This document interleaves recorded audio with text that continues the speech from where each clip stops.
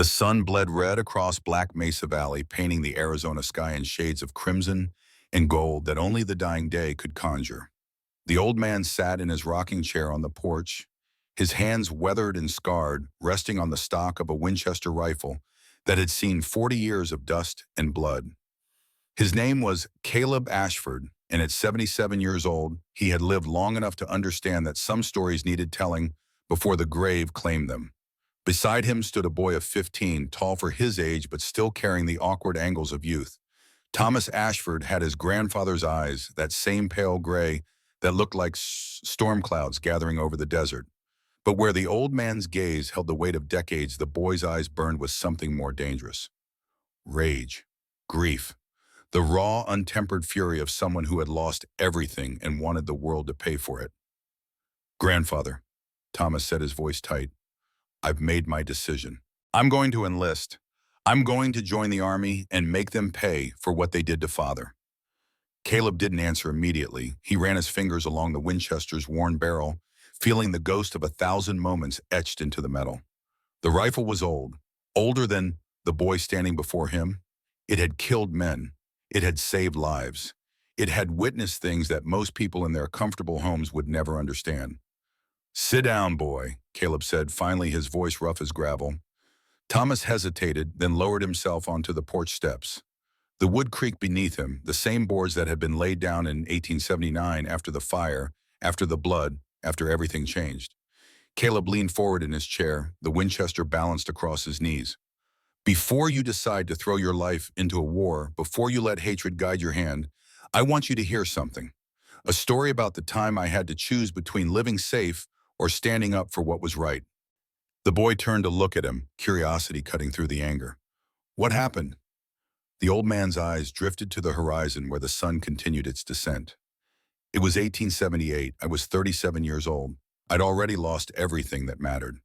Your grandmother Sarah, your Aunt Emma. The fever took them both in the winter of '75, and I came west because I couldn't bear to stay in that empty house in Virginia.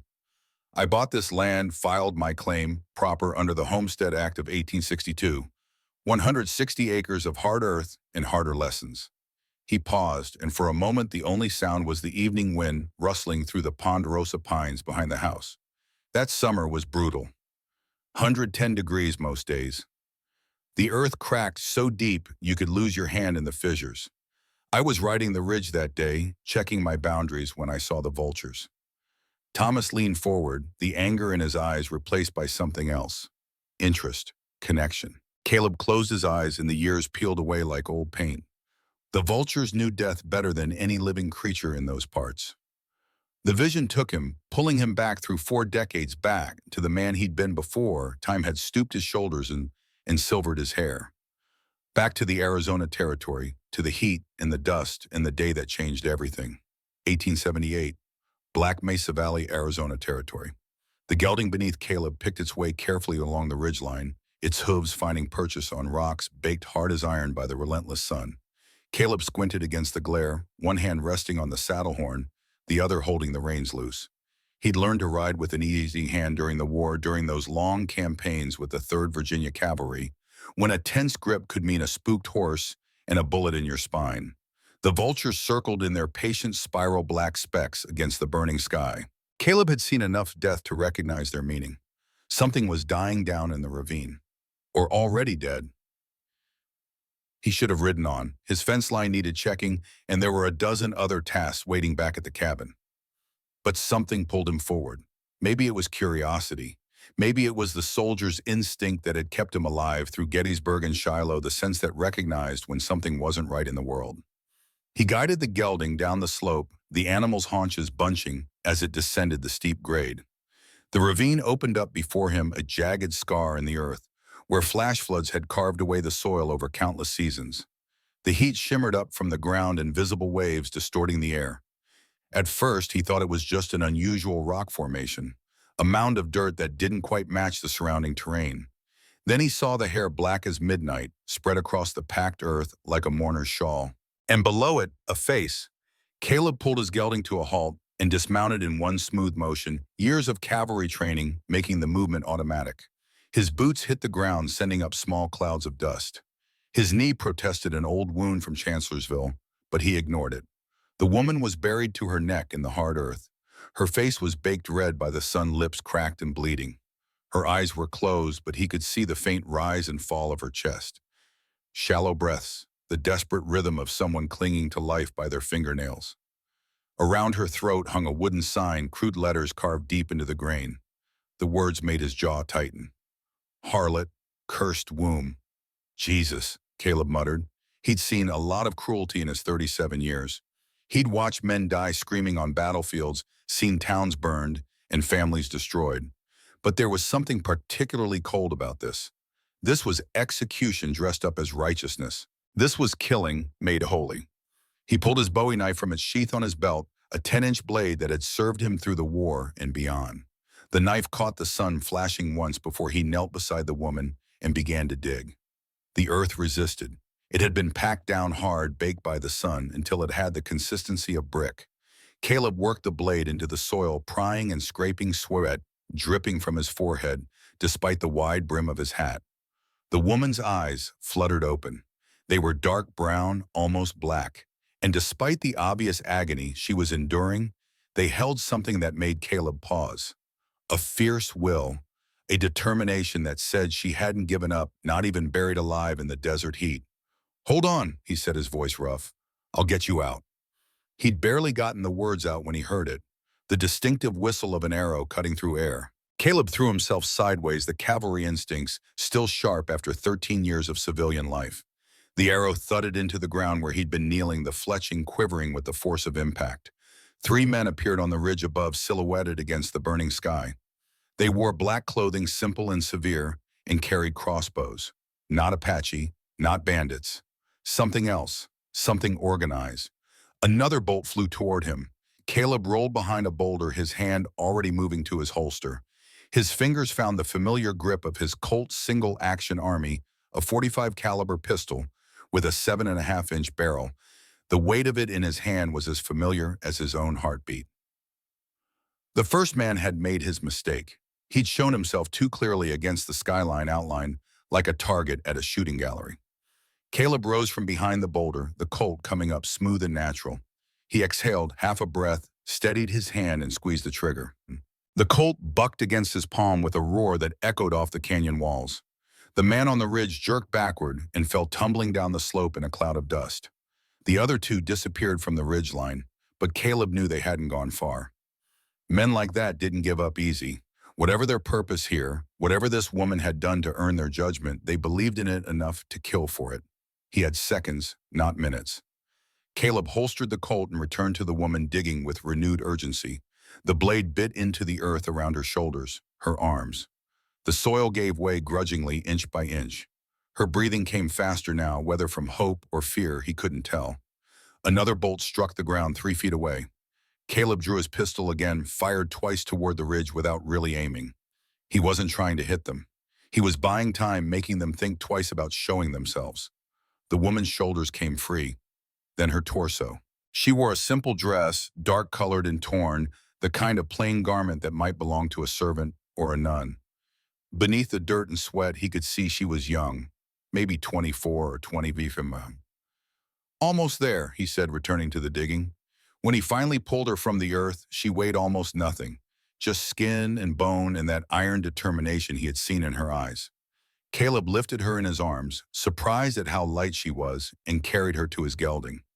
Getting her onto the horse while under fire was the kind of maneuver they didn't teach in cavalry school. Caleb managed it through a combination of luck and desperation, hoisting her up and then mounting behind her in one fluid motion. One arm wrapped around her waist to hold her steady, the other gripping the reins. The 2 attackers appeared again on the ridge, closer now. Caleb fired the Colt once more, the bullet kicking up dirt at their feet, making them duck back. Then he spurred the gelding hard, and they raced across the valley floor. The sound of pursuit faded behind them as they crossed into territory Caleb knew better than any man alive.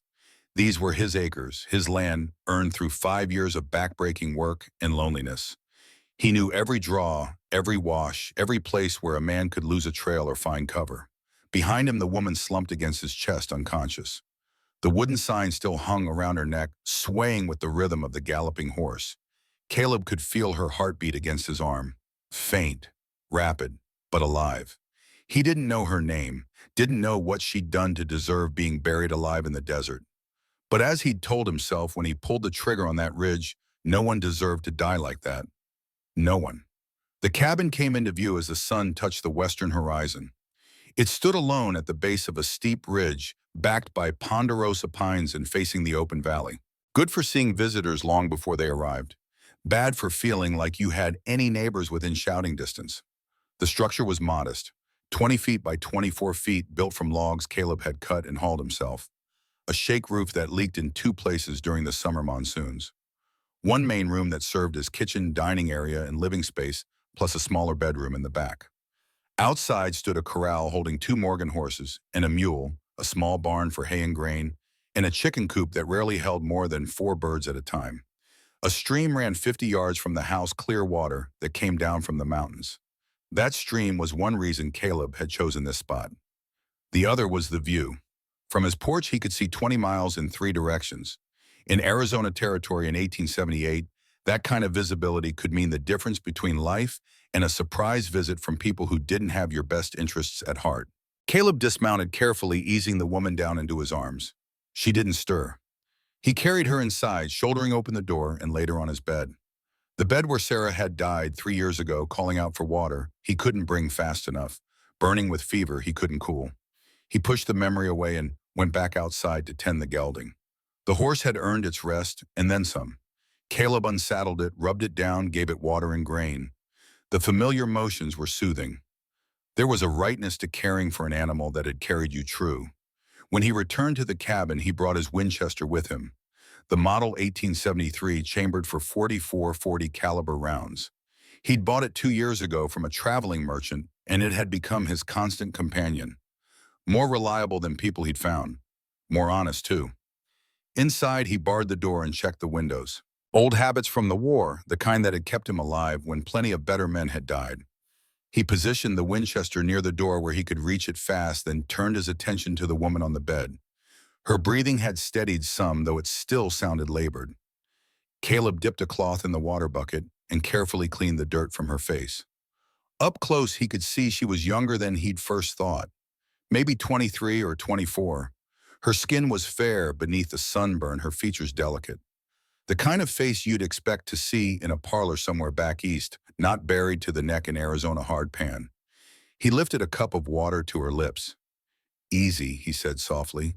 Small sips. Her throat worked, swallowing. Once, twice, 3 times.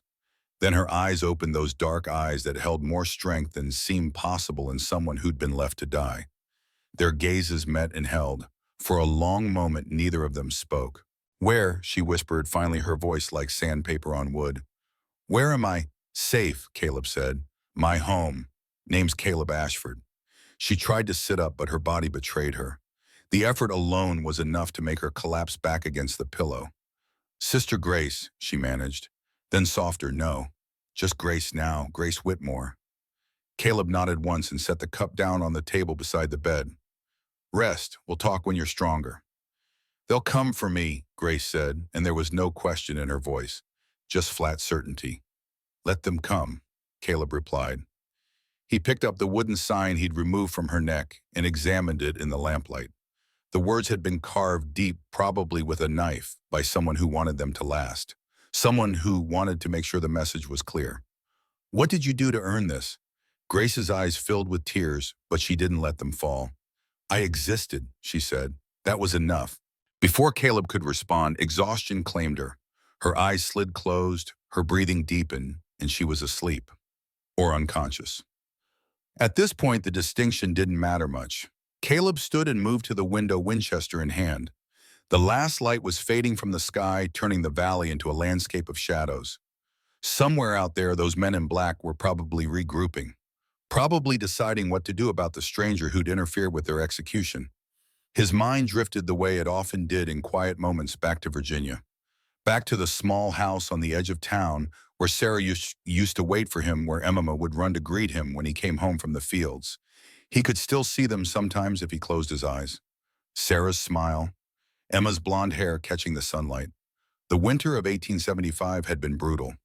The influenza had swept through their town like a reaper's scythe, taking the young and old with equal indifference. Sarah had been the first to fall ill in their house.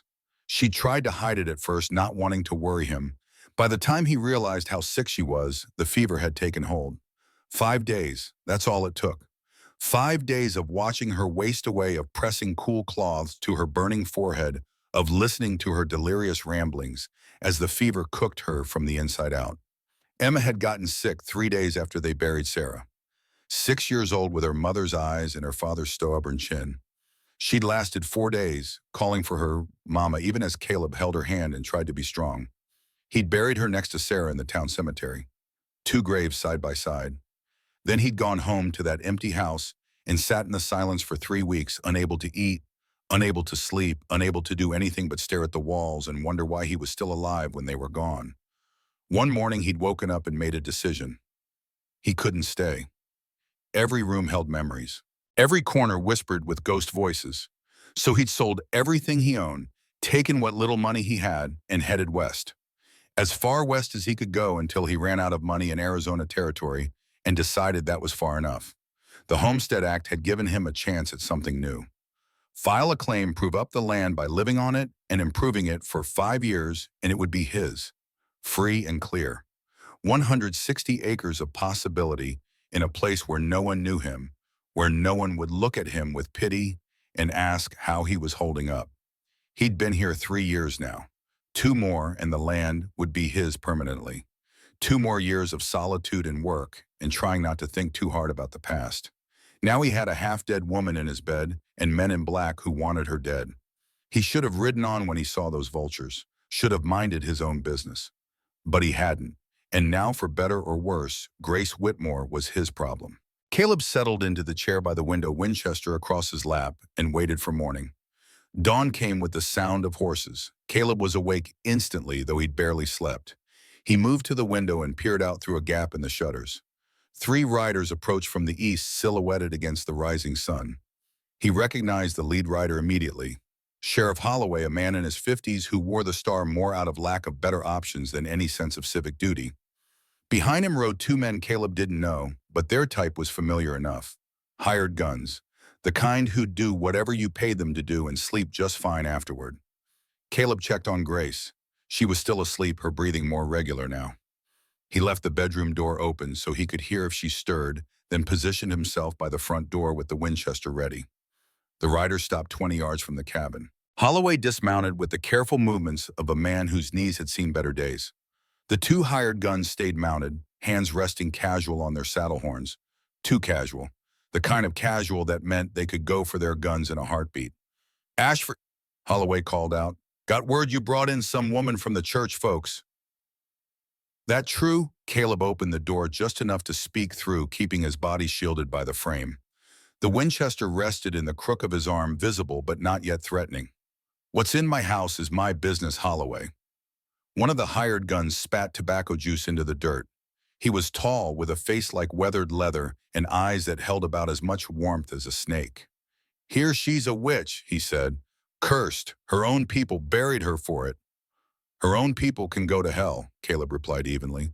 Holloway shifted his weight, uncomfortable. "Look, Ashford, I got no quarrel with you, but Baron Thornton sent me out here with a message." At the mention of Thornton's name, Caleb's jaw tightened. He'd heard of the man. Everyone in the territory had. Baron Thornton owned the largest spread of land in 3 counties, ran cattle by the thousands, and had enough money to buy whatever laws he needed. "What's Thornton want with me?" Caleb asked. "Says there's an issue with your land claim," Holloway said. He pulled a folded paper from his vest pocket. "Says he's got a deed from 1872, older than yours." The words hit Caleb like a fist to the gut. His deed was filed in 1873, properly registered with the Territorial Land Office in Tucson. He'd paid his fees, followed every rule, done everything by the book. But if Thornton had papers from 1872, "That's a lie," Caleb said. "I filed legal and proper, got my claim through the Homestead Act." Holloway shrugged, putting the paper back in his pocket. "Not for me to decide. That's for the territorial judge to sort out. But until then, Thornton figures you're on his land. And harboring that woman, well, that just makes things more complicated." The second hired gun spoke up, his voice a low rasp. Church of Divine Purity wants her back. Says she's a sinner who needs proper judgment. Baron Thornton, he's a God-fearing man, made a deal with the church. He gives them support. They give him peace. Caleb worked the lever on the Winchester, the metallic click loud in the morning stillness. I've killed men for less than threats, Holloway. Don't make me add to that count. The tall hired gun's hand moved toward his pistol, but Holloway raised a hand to stop him. Easy now. No need for this to get bloody. Not yet, anyway. He climbed back onto his horse, his movements deliberate. You think on it, Ashford. Baron Thornton's a reasonable man. Give up the woman, we'll sort out the land situation peaceful-like. Keep her, and well, things are bound to get difficult. And the three riders turned and headed back the way they'd come. Caleb watched them until they were small specks in the distance, then closed and barred the door. Behind him, Grace spoke from the bedroom doorway. She'd managed to stand, though she gripped the frame for support. Her face was pale beneath the sunburn, but her eyes were clear. They'll come back, she said. Not a question. Yes, Caleb replied. They always do. Grace took a step into the room, then another.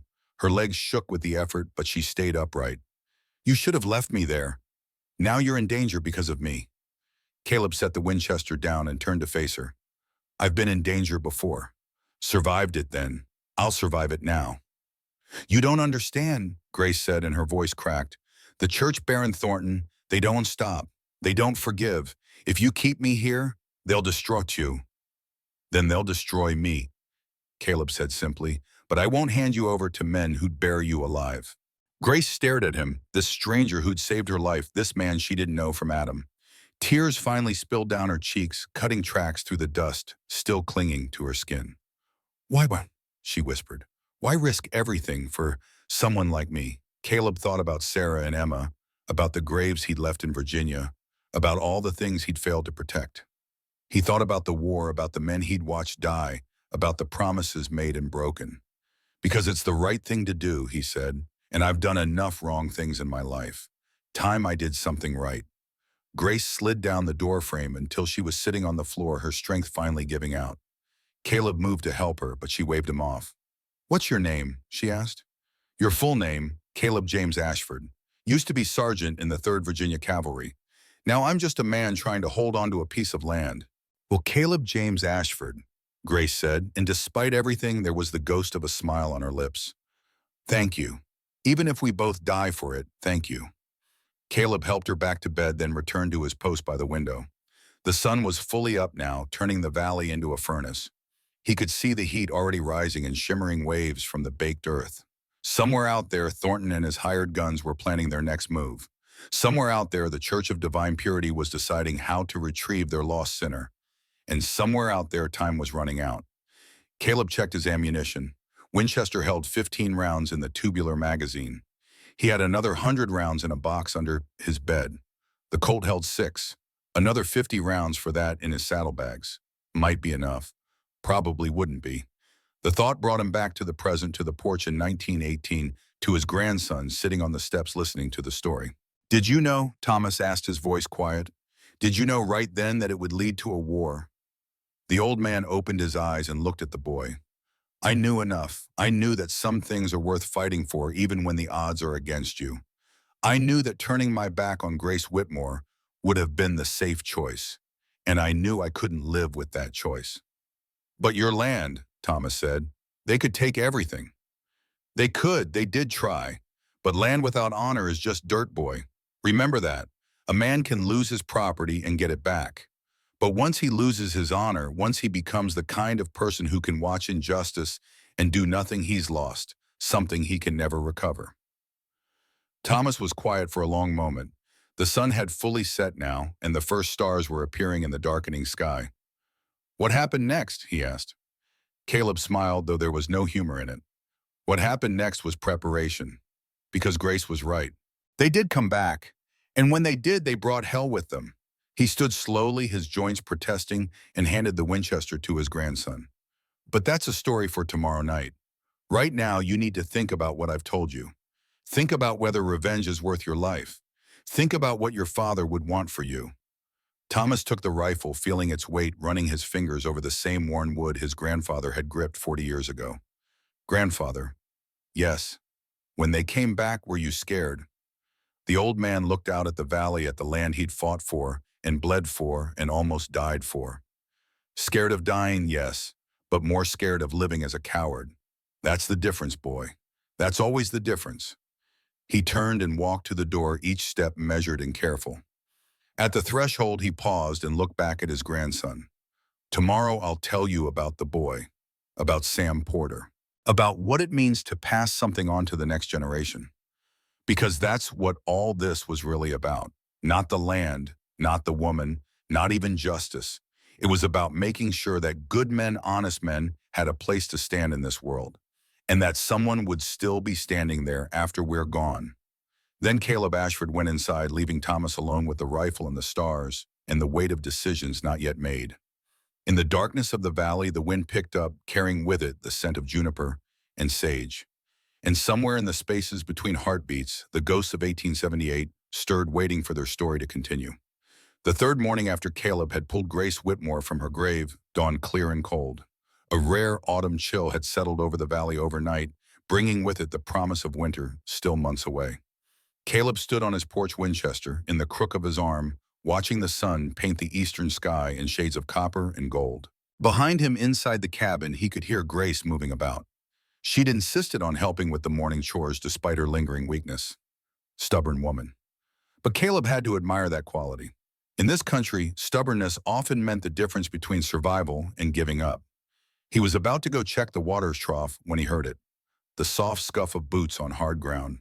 Someone approaching from the north, moving careful and quiet. Caleb raised the Winchester, his thumb finding the hammer.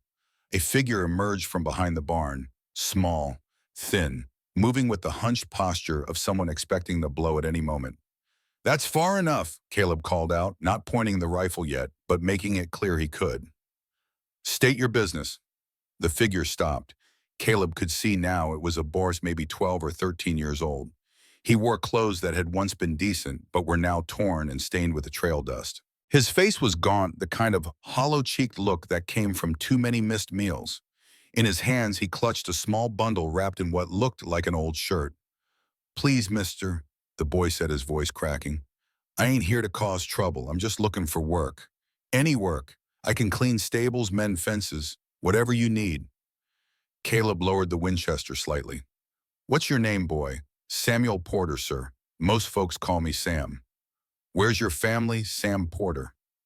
The boy's face tightened, and Caleb saw the flash of pain there before the kid could hide it. "Dead, sir. My pa worked for Baron Thornton. There was an accident last month. A wagon wheel broke and the wagon rolled over him. Ma died when I was born, so there's just me now." Caleb studied the boy more carefully. There was something in the way Sam held himself, a wariness that went beyond normal caution. This was a child who'd learned not to trust, who'd been hurt enough times to expect it. "Accident," Caleb repeated. "You believe that?" Sam's eyes widened, slightly surprised by the question. Then his expression hardened. "No, sir. Pa knew about things Mr. Thornton was doing. Forging land deeds, running people off their claims.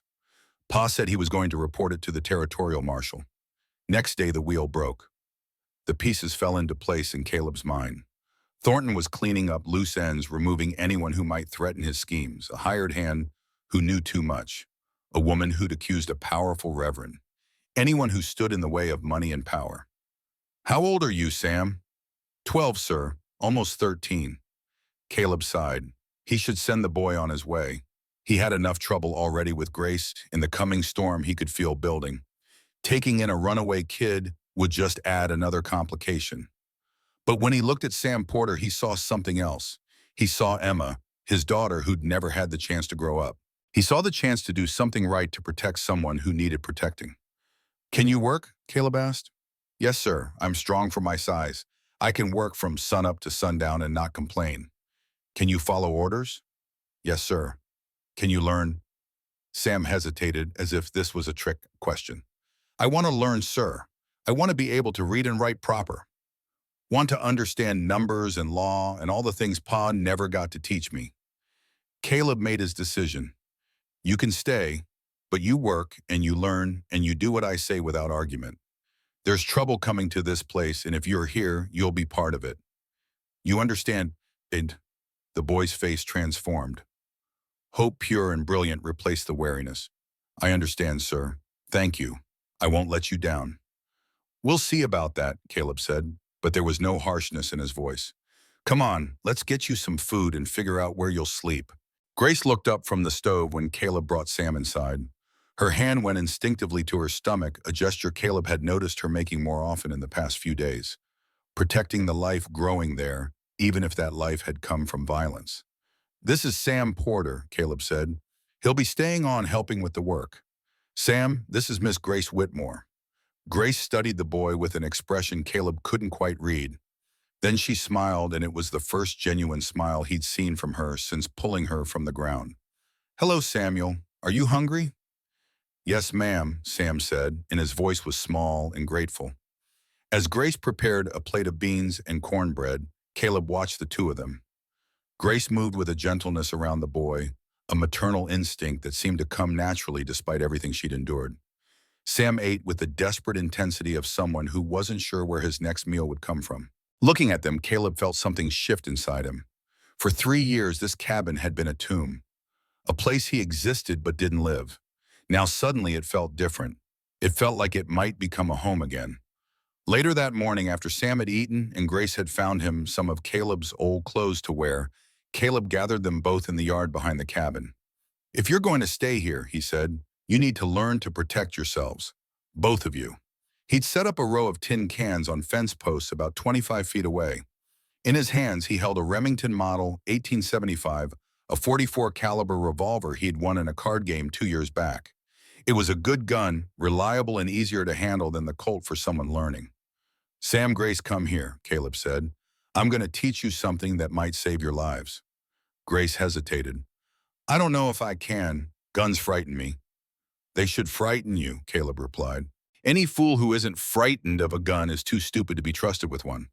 But fear and respect are different things. I'm going to teach you to respect the weapons and use it right. He demonstrated the proper stance. Feet shoulder-width apart, knees slightly bent, 2 hands on the grip, arms extended, but not locked. Sight down the barrel, focus on the front sight, squeeze the trigger slow and steady. Don't jerk it, he said. Don't anticipate the recoil. Just squeeze smooth like you're trying not to break an egg. He fired. The can jumped off the post with a metallic clang. He handed the Remington to Grace, then positioned himself behind her, adjusting her grip and stance. Your turn, he said. Grace's hands trembled as she raised the pistol. The barrel wavered, moving in small circles as she tried to aim. She squeezed the trigger. The gun roared and bucked in her hands, the recoil stronger than she'd expected. The bullet went wide, kicking up dirt 10 feet to the left of the target. That's all right, Caleb said. Nobody hits on their first try, unless they're lying about it being their first try. Sam stepped up next, his young face serious with concentration. Caleb showed him the same stance, the same grip. The boy was small for his age, and the Remington looked oversized in his hands. But when he fired, his shot came closer. Not a hit, but only 3 feet off target. Good, Caleb said. You've got steady hands. That's important. They practiced for 2 hours. By the end, Grace had managed to hit a can once out of 10 shots. Sam had hit 3. It wasn't much, but it was a start. Tomorrow we do this again, Caleb said, reloading the Remington. And the day after, and the day after that, until you can do it without thinking, until the gun feels like an extension of your arm. Why, Grace? Grace asked. Why spend so much time on this? Caleb looked at her, then at Sam, then out at the valley beyond. Because in this world there are 2 kinds of people. Those who can defend themselves and those who die waiting for someone else to save them. I'm going to make sure you're the first kind. Over the next week, a routine developed. Mornings belonged to shooting practice. Caleb would set up targets at varying distances, teaching them about sight, picture, and trigger control, about breathing and follow through. Grace improved slowly but steadily. Sam improved faster, his young eyes and quick reflexes serving him well. Afternoons belonged to other skills. Caleb taught Sam how to mend fences, how to measure boards and drive nails straight. He showed the boy how to read the sky for weather, how to tell good water from bad, how to track an animal through sparse cover. A man who can build is never useless, Caleb told him as they replaced a section of corral fencing. Even if you never own land, Even if you spend your life working for wages, knowing how to make and fix things means you'll always have value. Sam absorbed every lesson like parched ground soaking up rain. The boy had a sharp mind and willing hands. More than that, he had hunger. Not just for food, though Grace made sure he got plenty of that, but for knowledge, for the chance to become something more than what he'd been born to. In the evenings after supper, Grace taught Sam to read. She'd found an old Bible in Caleb's belongings, one of the few things he'd brought from Virginia. Sarah's Bible, actually, with her name written inside the cover in careful script. Grace would sit with Sam at the table, lantern light pooling around them, working through passages. She had patience with the boy, never showing frustration when he stumbled over difficult words. Caleb would watch them, sometimes pretending to clean his guns or check his gear, but really just observing this small miracle of normal life. One evening, Grace looked up and caught him watching. Their eyes met across the cabin, and something passed between them. Not romance, not yet, but understanding, recognition. Two broken people finding unexpected purpose in helping a child who needed them. Later that night, after Sam had fallen asleep in the small loft space Caleb had rigged up for him, Grace and Caleb sat together on the porch. The autumn air had a bite to it now, and Grace wrapped a blanket around her shoulders. "He's a good boy," she said softly. "He is," Caleb agreed. "You're good with him. Patient, kind. You must have been a wonderful father." The words hit harder than Caleb expected. He was quiet for a long moment before answering. "I try to be what Emma would have wanted, what she deserved." Grace reached out and placed her hand on his. The touch was brief there and gone in a heartbeat, but it carried weight. "She would be proud of you. Wherever she is, she would be proud." Caleb didn't trust himself to speak, so he just nodded. They sat in comfortable silence, watching the stars emerge one by one in the darkening sky. And for the first time since Sarah and Emma had died, Caleb Ashford felt something like peace. But peace, he knew, was a fragile thing in Arizona territory, and his was about to shatter. On the morning of the 8th day, Caleb made his decision. He needed information, needed to understand what he was up against with a Thornton and this Church of Divine Purity. And there was only one place to get that information. "I'm riding to Redemption," he told Grace and Sam over breakfast. "I'll be back before dark." Grace's face tightened with worry. "Is that wise after what the sheriff said?" "Probably not," Caleb admitted.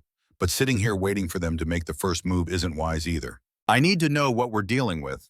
And I need supplies. We're running low on ammunition." "I could come with you," Sam offered him. "No, you stay here. Help Grace with the chores. And both of you stay armed. Grace, you keep that Remington on you. Sam, the shotgun, stays within reach. Anyone comes by who isn't me or Ben Hartley, you don't open the door. You hear me?" They both nodded, though Sam looked disappointed at being left behind. Caleb saddled his gelding and checked his weapons. The Colt on his hip, the Winchester in its scabbard. He wore a long coat, despite the heat, useful for concealing the pistol and keeping trail dust off his clothes. Before he mounted, he pulled Grace aside. "If I'm not back by dark, you take Sam and you ride north. There's a ranch about 20 miles that way, run by a man named Charlie Wade. Tell him I sent you. He'll help." "You'll be back," Grace said, and her voice held more confidence than her eyes showed. "I intend to be," Caleb replied. Then he swung into the saddle and pointed the gelding toward town. Redemption wasn't much as towns went. A collection of wooden buildings clustered along a single rutted street, serving the scattered ranches and mines in the territory. There was a general store, a saloon, a blacksmith, a few other establishments that came and went, depending on the economy and the whims of their owners. Caleb tied his horse outside the saloon and stepped inside. The interior was dim after the bright sunlight, smelling of tobacco smoke and spilled whiskey. A few men sat at tables, their conversation dying as Caleb entered. Small towns had long memories and active gossip mills. Everyone would know by now about the woman he'd rescued, about the sheriff's visit, about Thornton's interest in his land. At a corner table sat the man Caleb had come to see. Benjamin Hartley, though most folks called him One-Eyed Ben. He'd lost his left eye at Gettysburg, a Confederate mini-ball that should have killed him but somehow didn't. The socket was covered now with a leather patch, and he had a permanent squint with his remaining eye, as if he was trying to make up for the missing one by working it twice as hard. Ben and Caleb had served together, though, on opposite sides. They'd met years after the war, discovered their shared history, and formed the kind of friendship that only former soldiers could understand. Men who'd seen the elephant, as they used to say. Men who knew what it meant to stare at death and somehow walk away. Caleb crossed to Ben's table and sat down without asking. Ben looked up from his whiskey and gave a slow nod of greeting. "Heard you've been making trouble," Ben said, his voice rough as gravel in a bucket. "Heard the same about you," Caleb replied. "You still breathing, so it must not be too bad." Ben's mouth twitched in what might have been a smile. "What brings you to town? Thought you'd be holed up at your place preparing for the storm." Caleb pulled the wooden sign from his coat, the one that had hung around Grace's neck. He set it on the table between them. "Need to know what this means. Really means." Ben studied the sign, his one eye narrowing. His expression went dark. "Where'd you get this?" "Around the neck of a woman they buried alive in the desert. I dug her out." "Jesus, Caleb." Ben pushed the sign away like it might bite him. "You know what you've done, taking someone marked by the Church of Divine Purity. I know I saved a woman's life. The rest I'm still figuring out. That's why I need you to tell me about them, about this church." Ben was quiet for a long moment. When he spoke, his voice was barely above a whisper. "I was one of them, Caleb. 5 years ago, before I came to redemption, I was a member of the Church of Divine Purity." The confession hung in the air between them like gun smoke. Caleb hadn't expected that. Ben had always been private about his past, but Caleb had assumed it was just the normal reticence of a man who'd seen hard times. "Tell me," Caleb said. Ben took a long drink of whiskey, then began. "After the war, I was lost. No family left, no home to return to, no purpose. I drifted for years doing odd jobs, drinking too much, trying to forget. Then I met Reverend Silas Blackwell." The name sent a chill down Caleb's spine, though he couldn't say why. "Silas found me in a gutter in Tucson," Ben continued. "Literally in a gutter, passed out drunk. He cleaned me up, got me sober, brought me into the church. At first it seemed like salvation. We had community purpose rules to live by. Silas preached about purity, about cleansing the world of sin. Sounds like every other fire and brimstone preacher," Caleb said. "That's what I thought too. At first." Ben's hand trembled slightly as he poured another drink. "But then I saw what cleansing meant to them. The punishments, the judgments. They believed that sin could be washed away through suffering.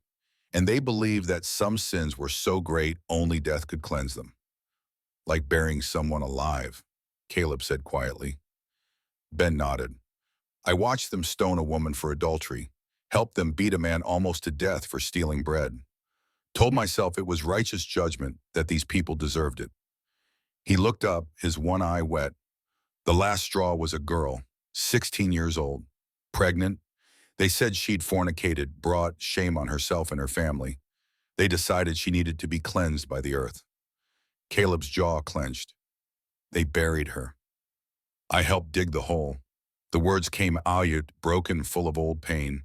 "Helped lower her in, helped pack the dirt around her. She cried the whole time, begging, saying it wasn't her fault, that she'd been forced. Nobody listened. Nobody cared." Ben wiped his face with a rough hand. "She died sometime in the night. I heard her screaming, stop around midnight. In the morning, I dug her back up. Just to be sure, I told myself. But really because I couldn't live with not knowing. And she was dead, eyes still open, dirt in her mouth where she tried to scream. I buried her properly that time, said words over her grave. Then I stole a horse and rode as far and as fast as I could. Changed my name from Benjamin Cross to Benjamin Hartley. Started over." The silence stretched between them. Outside, Caleb could hear the normal sounds of town life. Horses, wagons, voices. None of it seemed real compared to what Ben had just confessed. "Why are you telling me this?" Caleb asked. "Because you need to know what you're up against. The church isn't just fanatics. They believe, truly believe, and that makes them more dangerous than any outlaw. You can negotiate with a man who wants money. You can't negotiate with a man who thinks he's doing God's work." "What about Thornton? Where does he fit?" Ben leaned forward. "That's the other thing you need to know. Baron Thornton isn't just some cattle baron. He's a member of the church, has been for years. He uses them and they use him. He gives them money and protection. They give him cover for his land grabs. How stuck. They brand people as sinners. Mark them with signs like that one. Ben pointed at the wooden sign. Once you're marked, you're fair game. Thornton's men can run you off your land, and nobody questions it because you're a sinner being judged. The law looks the other way because the church has influence with the territorial judge. The pieces were falling into place now, forming a picture Caleb didn't like at all. So Grace was marked. That means Thornton can claim she's on his land, that harboring her makes my claim invalid. Exactly. And it gets worse. Ben looked around to make sure no one was listening. Thornton's hiring guns. Lots of them. I heard he's got 15 men signed on already. He plans to drive out every small rancher in the valley by winter. Your place just happens to be first on the list. Caleb absorbed this information, his mind already working through implications and strategies. 15 men plus whatever church members Silas could muster. Against one man, a woman, and a boy. The odds weren't good. I need ammunition, Caleb said, and I need it without Thornton knowing I bought it. I can help with that, Ben replied. My shop's just across the street. Come on. They stood to leave, but before they could reach the door, it swung open. Two men stepped in backlit by the harsh sunlight. Caleb recognized them immediately. The hired guns who'd ridden with Sheriff Holloway. The tall one, the one who'd spit tobacco, grinned when he saw Caleb. Well, if it ain't the Indian lover himself, heard you're keeping some church whore at your place. Caleb kept his voice level, his hand loose at his side. I'm finishing my drink, then leaving. No trouble needed. Maybe trouble found you anyway, the second man said.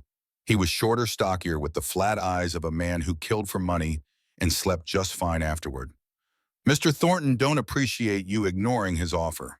And the church, well, they're real unhappy about you interfering with their judgment.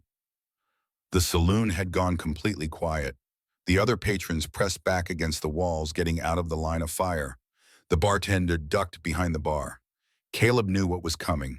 He'd seen it enough times during the war, and a few times since. That moment when words ended and violence began. The shift in the air, the tension that built until it had to break. Walk away, Caleb said. Both of you, walk away and we can all see tomorrow. The tall one's grin widened. I don't think so. His hand moved toward his pistol. It was the mistake Caleb had been waiting for. The man was fast, but he rushed it. Pulled his draw instead of making it smooth. Caleb's Colt cleared leather clean and fast, 40 years of practice making the motion automatic. He pivoted away from the table as he drew, creating distance and angle. The tall man's gun came up, but he was still bringing it to bear when Caleb fired. The Colt roared in the confined space, deafening. The bullet took the tall man's center mass, punching through his sternum and dropping him like a puppet with cut strings. The second man was already moving his gun, coming up faster, smarter. Caleb continued his pivot, dropping to one knee as the man fired. The bullet splintered wood above Caleb's head, so close he felt the wind of its passage. Caleb's second shot caught the man in the chest. The impact knocked him backward into a table which collapsed under his weight. He tried to raise his gun for another shot, but his strength was already gone. The pistol clattered from his fingers as he slumped to the floor. The whole thing had taken less than 5 seconds. Caleb stayed in his crouch, the Colt still raised, scanning for other threats. But the saloon remained frozen, every man watching with the wide-eyed stillness of people who'd just witnessed death up close. Then Caleb felt it, the burn. He looked down and saw blood spreading across his left shoulder. One of them, probably the second man, had scored a hit. The bullet had grazed him, cutting through coat and shirt and the top layer of skin. Damn, Caleb muttered. Ben was at his side instantly. Can you ride? Have to. Caleb holstered the Colt and stood his shoulder, screaming protest. Thornton will have the whole town after me now. Then move. I'll get your ammunition to you later. Go. Now. Caleb stumbled toward the door, his vision swimming slightly from shock and blood loss. Behind him, he could hear voices rising, people starting to react. Someone would fetch the sheriff. Someone else would ride for Thornton. The clock was ticking. He made it to his horse, pulled himself into the saddle through sheer determination. The gelding sensed his distress and stood steady, good animal that it was. Caleb pointed it toward home and gave it its head. The ride back was a blur of pain and heat and the rhythmic motion of the horse beneath him. Blood soaked his shirt, dripped onto his saddle, left a trail that anyone could follow. But Caleb didn't care about that now. He just needed to get home. needed to warn Grace and Sam, needed to prepare for what was coming, because it was coming now. No more waiting, no more wondering. He'd killed two of Thornton's men in front of witnesses. The war had started whether he was ready or not. The cabin came into view as the sun touched the western horizon. Grace and Sam were both outside, and they ran to him as soon as they saw him slumped in the saddle. "Mr. Ashford." Sam's voice was high with fear. "You're bleeding." Grace was already reaching up to help him dismount. "Inside, now! Sam, get water boiling." They half carried him into the cabin, Grace surprisingly strong for someone who'd been buried alive just over a week ago. They got him into a chair, and Grace cut away his shirt with quick, efficient movements. The wound wasn't as bad as it looked, though it hurt like hell.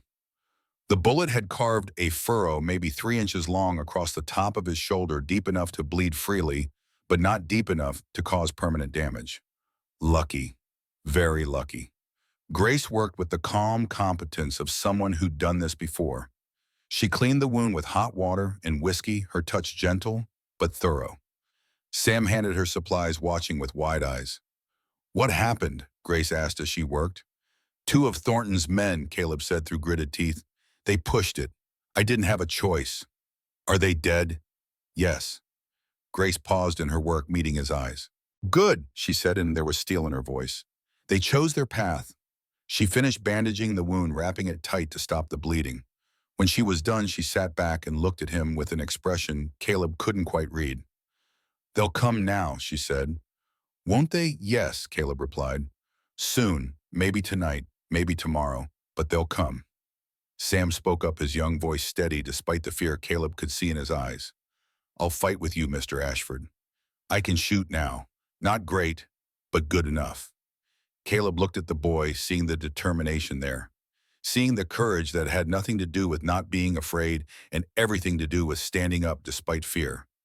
"I know you will, son," Caleb said, "and that's going to make all the difference." The stars were coming out when the old man's voice brought Thomas back to the present. They were still sitting on the porch, on the steps, Caleb in his rocking chair. But now there was a question hanging in the air, heavy and important. "Do you see now?" the old man asked. "Do you see why I'm telling you this?" Thomas thought about it, turning the pieces over in his mind. The woman, the choice to stand up even when it meant certain danger. "You didn't just fight for the land," Thomas said slowly. "You fought for them, for Grace and Sam." "Partly," Caleb agreed, "but there's more to it than that. When Sam showed up at my door, hungry and scared and alone, I saw a chance. Not just to help him, but to pass something on. Knowledge, skills, values. The things a man needs to survive and to be worth surviving." "Like you're trying to pass them to me," Thomas said. "Exactly like that. This story isn't just about what happened 40 years ago.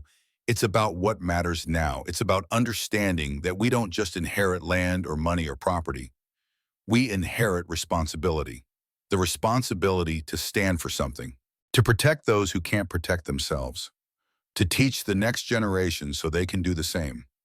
Thomas looked down at the Winchester in his hands. Sam learned to fight. He learned more than that. He learned to build, to read, to think. And yes, he learned to fight when he had to. But the fighting was never the point. The point was giving him the chance to become a man worth being.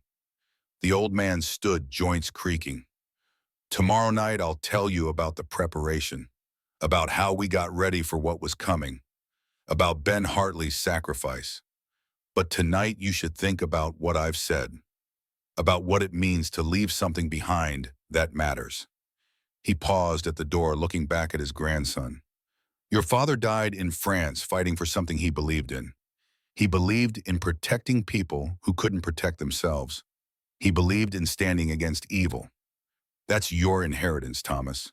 Not this land, though, that's yours too. But that spirit, that willingness to stand." Then he was gone, leaving Thomas alone with the stars and the rifle and thoughts that would keep him awake long into the night. In the darkness, the wind picked up again, carrying memories and promises and the weight of choices yet to be made. And somewhere in the past, in 1878, 3 people prepared for war. A man who'd lost everything and found purpose. A woman who'd been left for dead and discovered strength. And a boy who would grow into someone they could all be proud of. The story was far from over. The night after the shootout wrapped around the cabin like a shroud. Grace worked by lamplight, her hands steady despite the trembling in her chest. She'd cleaned gunshot wounds before back in the convent when miners or ranch hands would stumble in bleeding and desperate. But this was different. This wound belonged to a man who'd killed for her, who'd put himself in mortal danger because she existed. Caleb sat shirtless in the wooden chair, his jaw clenched against the pain. The bullet had carved a furrow across his shoulder deep enough that Grace could see exposed muscle beneath the torn skin. Blood had soaked through the hasty bandage she'd applied earlier and dripped onto the floor. Sam stood nearby, his young face pale but determined. He held the basin of hot water, watching as Grace worked with the focused intensity of someone trying to learn everything at once. "Hold still," Grace murmured, more to fill the silence than because Caleb needed the instruction. He hadn't moved except to breathe. She poured whiskey directly into the wound. Caleb's breath hissed between his teeth, but he made no other sound. The alcohol foamed pink in the gash, carrying away dirt and powder residue. Grace used clean cloth to dab at the edges, revealing the full extent of the damage. "You're lucky," she said quietly. "Another inch to the right, and it would have hit the bone. Another inch down, and it might have nicked the artery." "Doesn't feel lucky," Caleb replied, but there was a hint of humor in his voice. Grace threaded a needle with steady hands. She'd done this before too, though never on someone she cared about. The thought surprised her. When had she started caring about Caleb Ashford? This stranger who'd pulled her from the earth, who'd given her shelter, who'd killed men rather than give her up. She pushed the needle through skin, drawing the edges of the wound together with small, precise stitches. Caleb's shoulder tensed beneath her hands, but he kept still. Behind her, Sam watched with wide eyes, learning yet another harsh lesson about survival. "How did you know," Caleb asked suddenly, "how to do this?" Grace paused the needle halfway through another stitch. "The Sisters of Mercy ran a small infirmary.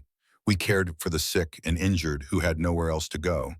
I spent 3 years working there before I took my vows. Before everything changed."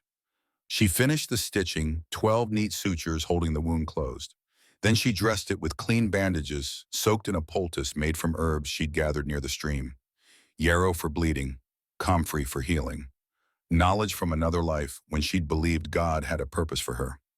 "There," she said, tying off the final bandage. "Keep it clean. Change the dressing twice a day. And for God's sake, don't do anything stupid like getting shot again." Caleb flexed his shoulder, experimentally wincing. "I'll try to avoid it." Sam finally spoke up, his voice small. "Mr. Ashford, are they really coming?" "All those men." Caleb met the boy's eyes, and Grace saw him make a decision. He could lie, could soften the truth to spare Sam's fear. But instead, he chose honesty. "Yes," Caleb said. "They're coming, maybe tonight, probably tomorrow. But they're coming, and when they do, we'll have to fight." "I can fight," Sam said, trying to sound brave. "I've been practicing. I know you can, son, and that's going to matter." Caleb stood carefully, favoring his wounded shoulder. "But tonight I need you to get some rest. Grace and I have things to discuss, adult things. You understand?" Sam nodded, though disappointment flickered across his face. He climbed the ladder to his loft space, and soon they could hear the creak of the rope bed as he settled in. Grace and Caleb moved to the porch where the night air was cool and clean. The stars blazed overhead, so many and so bright they seemed close enough to touch. Grace pulled a blanket around her shoulders and sat on the top step. Caleb eased himself down beside her, moving stiffly. For a long time, neither spoke. The silence was comfortable, the kind that exists between people who've shared danger and survived it together. Finally, Caleb broke it. "You asked me why I saved you, why I risked everything for a stranger." "I remember," Grace said. "I need to tell you something. About why I came west. About what I lost." He paused, staring out at the dark valley. "Her name was Sarah, my wife. We met in Virginia before the war, married in '71. She was the kindest person I ever knew. Patient, gentle. The kind of woman who'd nurse an injured bird back to health and cry when it flew away." Grace heard the pain in his voice, old and deep as a canyon. "We had a daughter, Emma. Born in '72, she had Sarah's blonde hair and my stubborn streak. Smart as a whip, always asking questions, always wanting to understand how things worked." Caleb's voice cracked slightly. "She was 6 years old when she died." "What happened?" Grace asked softly. "Influenza. Winter of '75. swept through our town like wildfire. Sarah got sick first. She tried to hide it, didn't want to worry me. By the time I realized how bad it was, the fever had taken hold. He was quiet for a moment. She died on a Tuesday. 5 days of shuddering, and then she was gone. I buried her in the town cemetery under an oak tree she used to love. Grace's hand found his in the darkness. She didn't say anything, just held on. Emma got sick 3 days later, Caleb continued. She kept asking for her mama, kept saying she wanted to see her. I tried to explain that Sarah was in heaven, that she was with the angels. But Emma just cried and asked why the angels took her mama away. His breathing had gone ragged. She died calling for her mother, calling for someone who couldn't come. "Oh, Caleb," Grace whispered. "I buried her next to Sarah, put them side by side so they wouldn't be alone. Then I went home to that empty house and sat in the silence for 3 weeks. Couldn't eat, couldn't sleep, couldn't do anything but stare at the walls and wonder why God had left me alive when he'd taken them." He looked at Grace, and in the starlight she could see the wetness on his cheeks. "That's why I came west. That's why I'm here in the middle of nowhere trying to hold on to a piece of dirt. Because I couldn't stay there. Couldn't live in that house where everything reminded me of what I'd lost." Grace squeezed his hand tighter. "I lost everyone too. My parents died when I was 8. Disease like yours. I barely remember them now. Just flashes. My mother's voice. My father's laugh. The convent became my family after that." "Did it help?" Caleb asked. "Having that community, that purpose." Grace was quiet for a long moment. Then she took a deep breath, gathering courage for what she had to say next. "For a while, yes. I grew up there, learned to read and write, learned about medicine and caring for the sick. When I was 20, I took my vows, became Sister Grace officially. I thought I'd found my calling, thought I'd spend my life serving God and helping others." "What changed?" Reverend Silas Blackwell, Grace said, and even speaking his name made her feel sick. "He came to the convent 2 years ago. He was already well known, the leader of this new church that preached about purity and righteousness. The Mother Superior was honored when he offered to provide spiritual guidance to our order. She pulled the blanket tighter, suddenly cold, despite the mild night. At first, everything seemed normal. He'd visit once a week, lead prayer services, give sermons. He was charismatic, compelling. He made you feel like you were part of something important, something holy." Grace's voice dropped to barely above a whisper. "I was 22. I'd been at the convent for 14 years. I was happy there, or thought I was. Then one night about 6 months after he started visiting, Silas came to my cell. Caleb tensed beside her, but he didn't interrupt. It was after midnight. Everyone else was asleep. I heard the door open and thought it was Mother Superior come to check on someone who'd been sick. But it was him." Grace's breathing had gone shallow. "He said he'd been praying about me. Said God had shown him that I was special, chosen for a higher purpose. I was confused, but I trusted him. He was a man of God, a reverend. Why wouldn't I trust him?" Her hands were shaking now. Caleb put his arm around her shoulders, careful of his wound, offering comfort and support. He started talking about purity, about how true servants of God had to be tested, about how the body was just a vessel for the soul. Grace's voice broke. Then he grabbed me. I tried to scream, but he covered my mouth. He was strong, so much stronger than I was. He pushed me down on the bed and She couldn't finish. The words stuck in her throat, choking her. But she didn't need to finish. Caleb understood. "That son of a bitch," Caleb said, his voice tight with fury. "That godless son of a bitch." When it was over, Grace continued, forcing the words out. "He told me this was my fault, that I'd tempted him with my beauty, that I'd led him into sin. He said if I told anyone, no one would believe me. A lowly nun's word against a revered man of God." "You told them anyway," Caleb said. "The next morning, I went straight to Mother Superior. Told her everything. Begged her to believe me." Grace's laugh was bitter. "She didn't. She said I must have misunderstood, that perhaps I'd had a nightmare, that a man like Reverend Blackwell would never do such a thing. When I insisted, she got angry, said I was spreading lies about a holy man, that I should pray for forgiveness." "Jesus Christ," Caleb muttered. 3 months later, I realized I was pregnant. Grace's hand moved instinctively to her stomach, that protective gesture Caleb had seen before. I tried to hide it, but eventually it became obvious.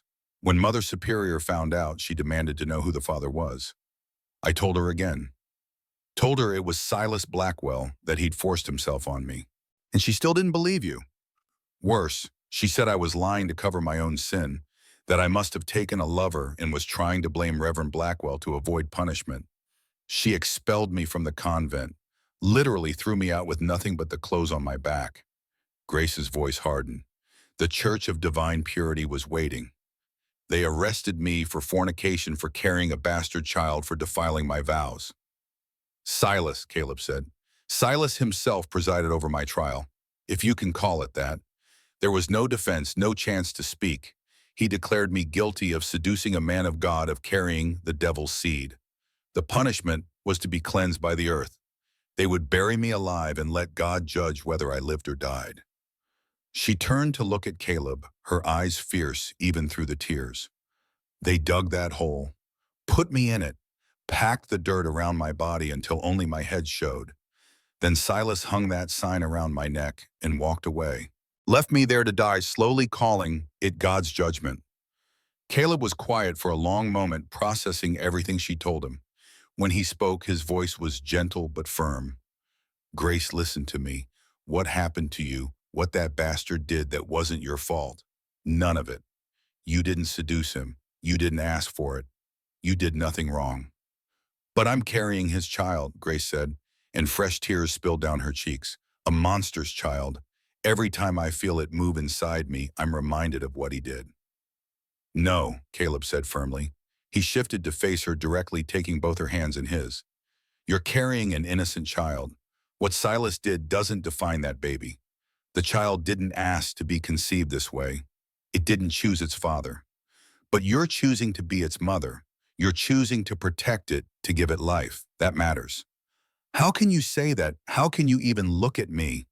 Because I see you, Grace. I see your strength, your courage, your determination to survive, despite everything that's been done to you. He paused. And I'm going to tell you something, and I need you to listen carefully. Grace met his eyes, seeing something there she couldn't quite name. If we survive this, Caleb said slowly, if we make it through what's coming, I want to help you raise that child.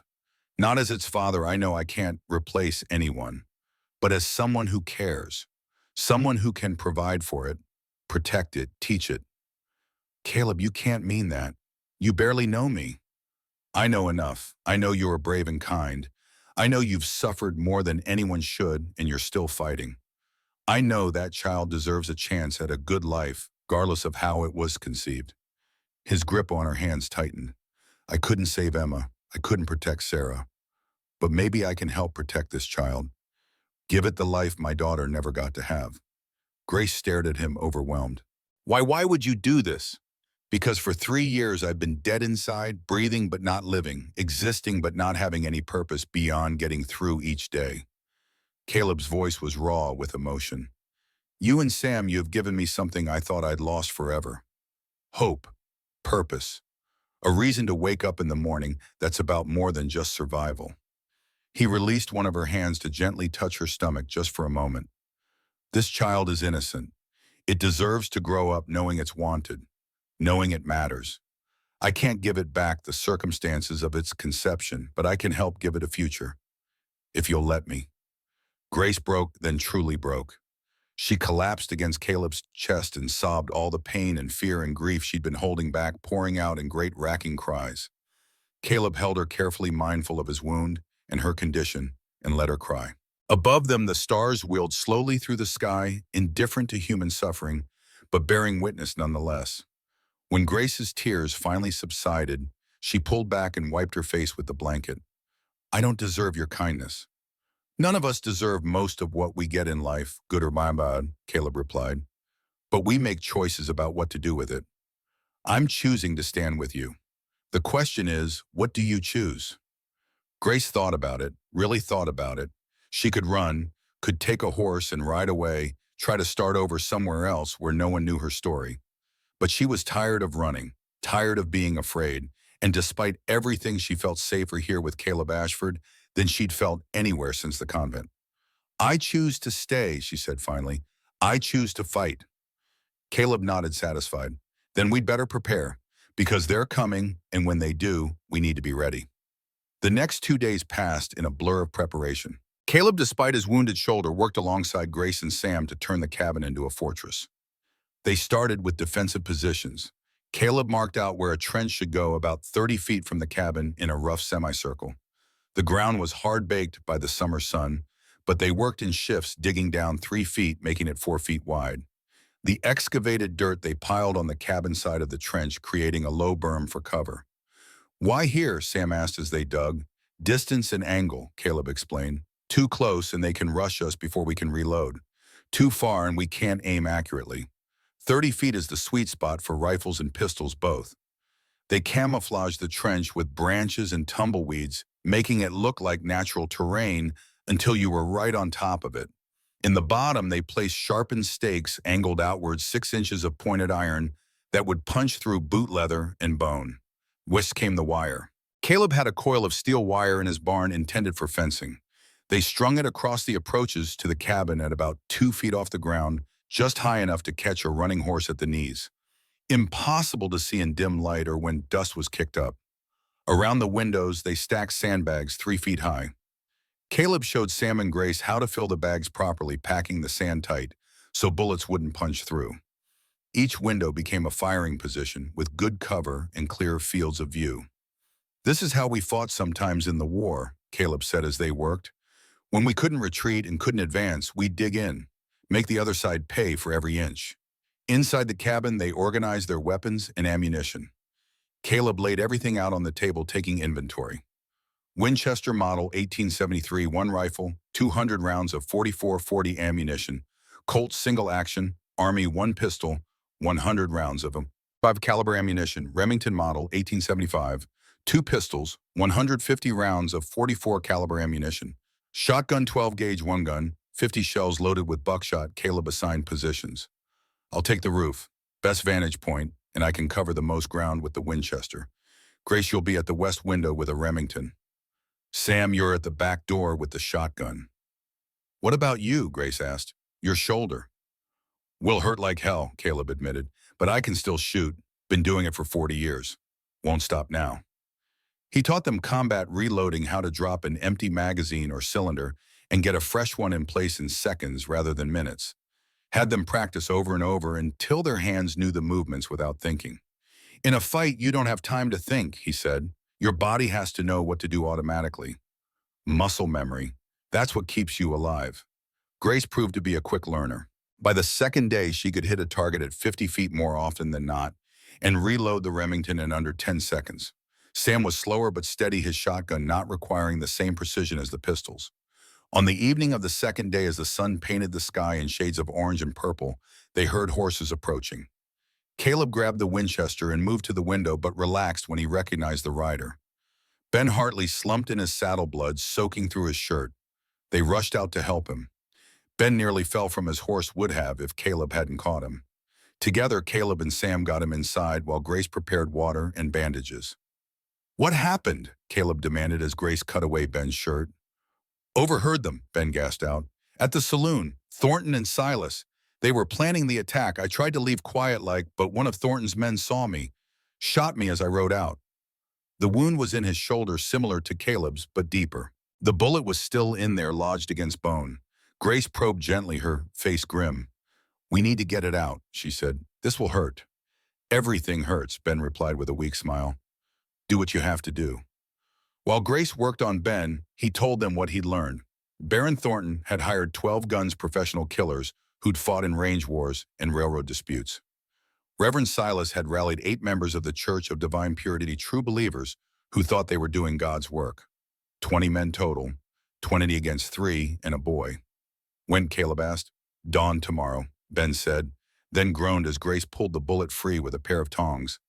They're gathering tonight at Thornton's ranch, planning to hit you with everything at first light. Caleb absorbed this information, his mind already working through scenarios and contingencies. 20 men was more than he'd hoped for, but fewer than it could have been. And knowing when they were coming gave them one advantage: preparation. You need to run, Ben said, looking at Grace. You and the boy. Take horses and ride north. There's still time. Grace looked at Caleb. For a moment, something passed between them, an understanding forged in shared danger and mutual respect. No, Grace said firmly. I ran once. They buried me for it. I won't run again. Sam spoke up from where he stood by the back door, shotgun in his hands.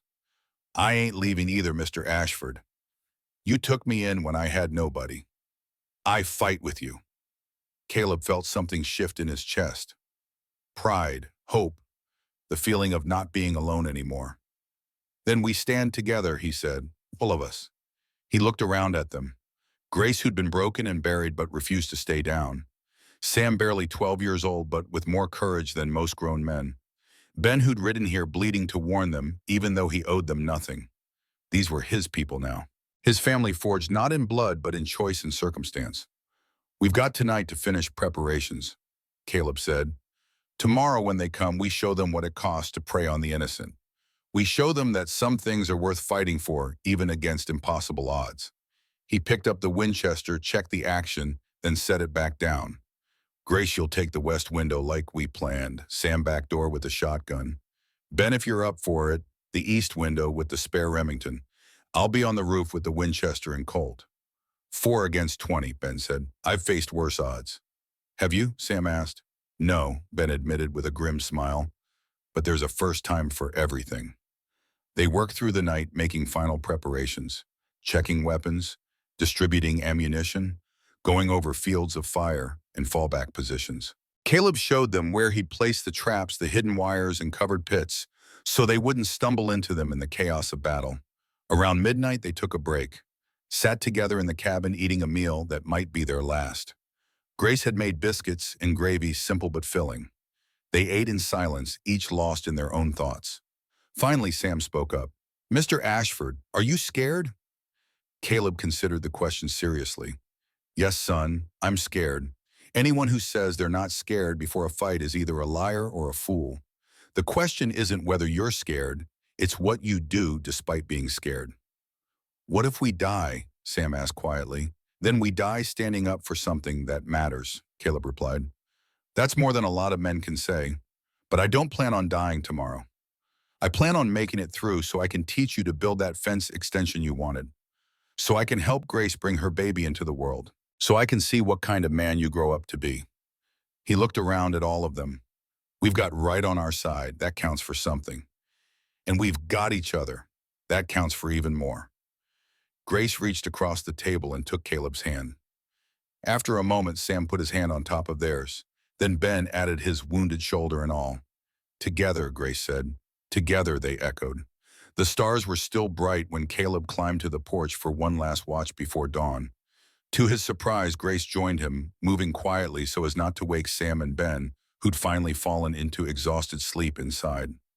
Couldn't sleep? Caleb asked. Too much to think about, Grace replied. She sat beside him on the steps, pulling a blanket around her shoulders against the pre-dawn chill. Tomorrow, everything changes. One way or another. It does. I want you to know something, Grace said, before tomorrow comes. I want you to know that you've given me something I thought I'd lost forever. Hope. The belief that maybe, just maybe, I can have a life worth living. That this child I'm carrying can have a future. Grace, let me finish, she interrupted gently. When I was buried in that ground waiting to die, I made peace with it. I thought that was my ending. That I'd failed at everything I tried to be and deserved what I was getting. But then you came. You dug me out. You gave me water and shelter and kindness. You taught me to fight. And now, because of you, I believe I might actually survive this. Not just tomorrow, but all of it. The pregnancy, the memories, the fear. She turned to look at him, and in the starlight, her eyes were clear and bright. So, thank you, Caleb Ashford, for saving my life, for giving me purpose, for showing me that there are still good men in this world. Caleb didn't know what to say. Words felt inadequate. So instead, he put his arm around her shoulders and pulled her close. She rested her head against his chest, careful of his wound, and they sat together watching the sky slowly lighten in the east. In 1918, on the porch of the same cabin, an old man named Caleb Ashford paused in his story. His grandson Thomas sat silent on the steps, absorbing everything he'd heard. So she told you the truth, Thomas said finally, about what happened to her. She did, Caleb confirmed, and in doing so she gave me a gift. She trusted me with her darkest pain. That kind of trust, you don't take it lightly. You honor it. You protect it. Is that why you fought for her? Partly, but also for Sam, for the principle of the thing, for the idea that in this world somewhere, someone has to stand up and say no more, that someone has to draw a line and defend it.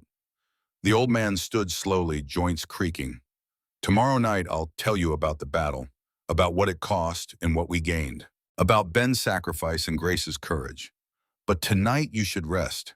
Think about what it means to stand with people, to make a family not out of blood but out of choice. He looked down at his grandson. Your father chose to stand with his brothers in arms across an ocean. That was his line, his fight. Now you need to decide what yours is, not because of anger or revenge, but because of belief, because of love. That's the only reason worth fighting for. Thomas nodded slowly, and in the gathering darkness, the old man could see understanding beginning to dawn in the boy's eyes. Tomorrow the story would continue. Tomorrow he would tell of battle and blood and the price of standing firm. But tonight he let the silence speak its own truth. In the darkness, the wind carried whispers of the past. And somewhere between memory and moment between then and now, the ghosts of good people who'd made hard choices waited to see how their story would end.